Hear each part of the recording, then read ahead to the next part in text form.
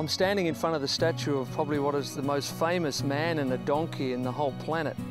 This is of course Simpson and his donkey Duffy. And Simpson is remembered as probably one of the greatest representations of the Anzac spirit.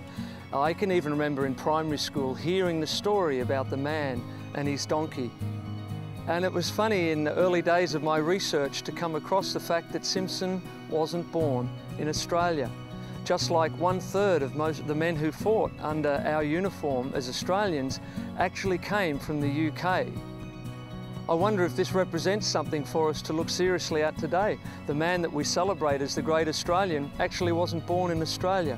Indeed, you go to his grave at Queensland Point in Gallipoli and you see a well-worn path to Simpson's grave. And yet beside him are two young Aussie lads that actually one was born in Queensland and one was born in Tasmania. Yet Simpson was born overseas. I'm sure there's a point to be made in this. Do you have to be born in Australia to truly be a part of the Anzac spirit? Okay, I was born in Croatia, and my parents are both from Croatia, but I came here as a 5-month-old baby. So I basically been here for 33 years of my life as an Australian. I consider myself an Australian with a Croatian background. Anzac Day means to me, it means to me in the term of where my parents weren't able to come out to Australia if it wasn't for Anzac Day and what happened there in Gallipoli.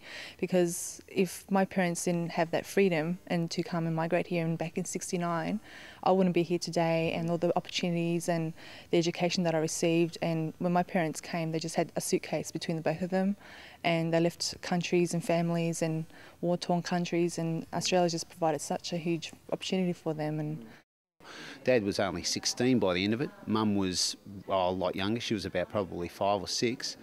And they met each other out here, got married out here, so they're both relatively young. And then what had happened, we grew up out in Bacchus Marsh, and Dad always had strong feelings about the war. He lost family members like most people did in those days. What had happened, he'd get involved with the Serbian cultural clubs here in Australia, and I got a good insight of living out in the country, and also, you know, it's a bit of city wog life, so to speak, different cultures, a bit of a culture clash at times. So what does Anzac Day mean to you then? Well, look, it's a strong thing with my dad especially, but it's a strong thing for me basically because people died for what they believed in, and I got respect for that.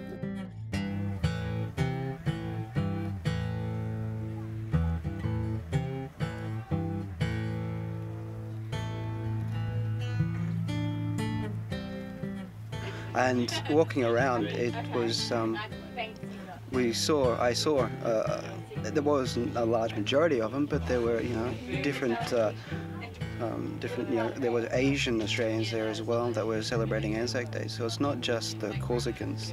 At least there isn't a large majority of other people besides Corsican Australians, but it is coming in. So obviously Anzac Day means something for those people from Australia. As we gather at this place where Australian and Turkish